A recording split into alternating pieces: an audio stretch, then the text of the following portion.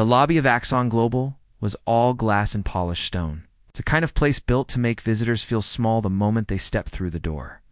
Sunlight poured through the tall windows, catching on the chrome edges of the front desk, where a young receptionist typed quietly behind her computer screen. Asterisk. Daniel Reyes sat in one of the low leathered chairs near the entrance, a manila folder resting on his knees. He wore his only good shirt, pressed carefully the night before, and a pair of dress shoes that pinched slightly at the heel. He was 41, and it had been a long time since he'd worn anything other than work boots and coveralls. Asterisk, he needed this job. Not wanted, needed. His daughter, Lily, was 7 now, and the apartment they lived in had raised its rent again last month. Daniel had been turned down from 3 interviews already that year, each time hearing some version of the same explanation. Overqualified, underqualified, not quite the right fit. He had learned to nod politely and thank them for their time, even when disappointment settled heavy in his chest. Asterisk, a door opened down the hallway, and a man in a gray suit stepped out, clipboard in hand. Mr. Reyes, we're ready for you.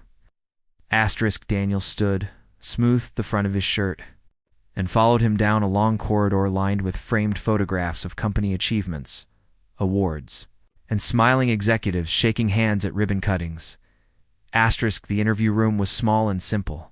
A table, 2 chairs, and a wide window overlooking the city.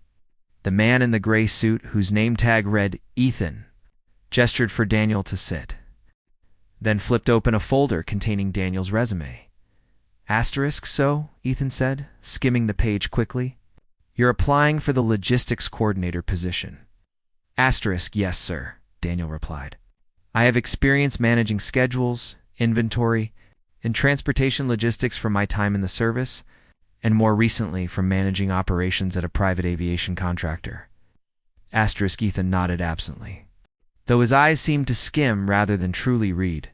After a few more questions, brief and somewhat rushed, he closed the folder. Asterisk, we'll be in touch, Ethan said. The same tired phrase Daniel had heard 3 times already that year. Asterisk, Daniel thanked him, shook his hand, and walked back out toward the lobby, disappointment settling quietly over him once again.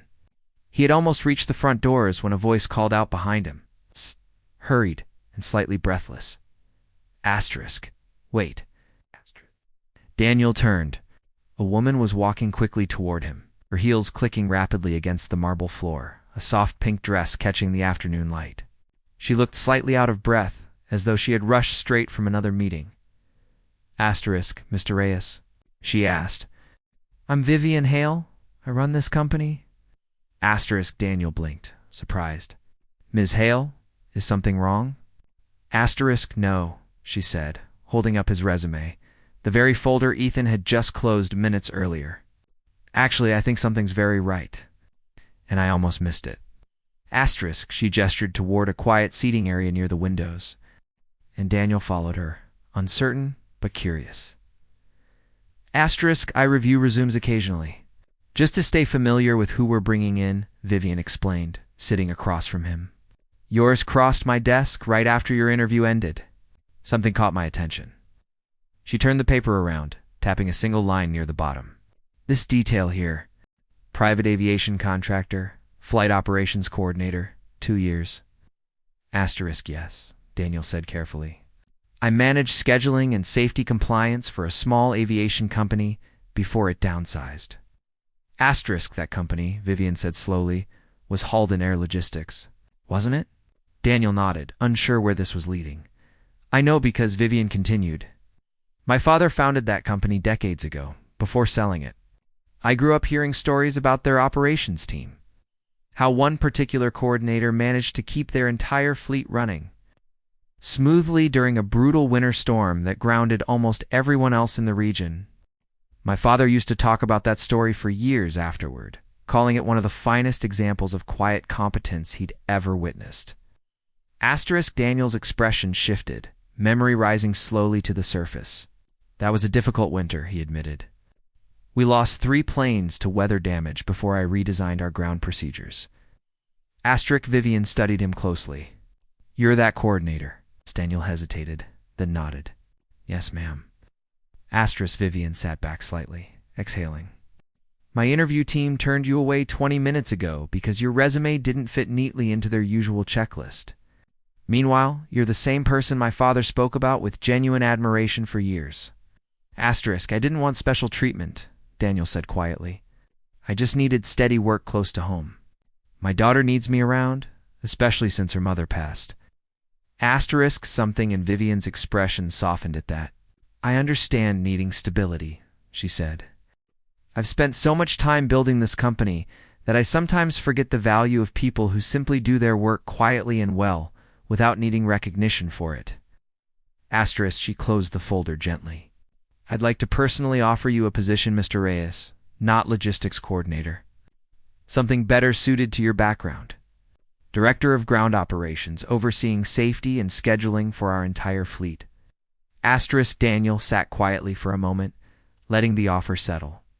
That's a significant responsibility, he said finally. Asterisk, you've already proven you can handle it, Vivian replied. Sometimes people just need someone willing to actually read the whole page.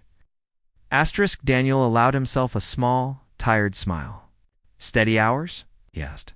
Home every evening. Asterisk every evening, Vivian promised. I understand that matters more than any title. Asterisk that evening, Daniel picked Lily up from her grandmother's house, her small backpack bouncing against her shoulders as she ran toward him. Asterisk Daddy. How was the interview?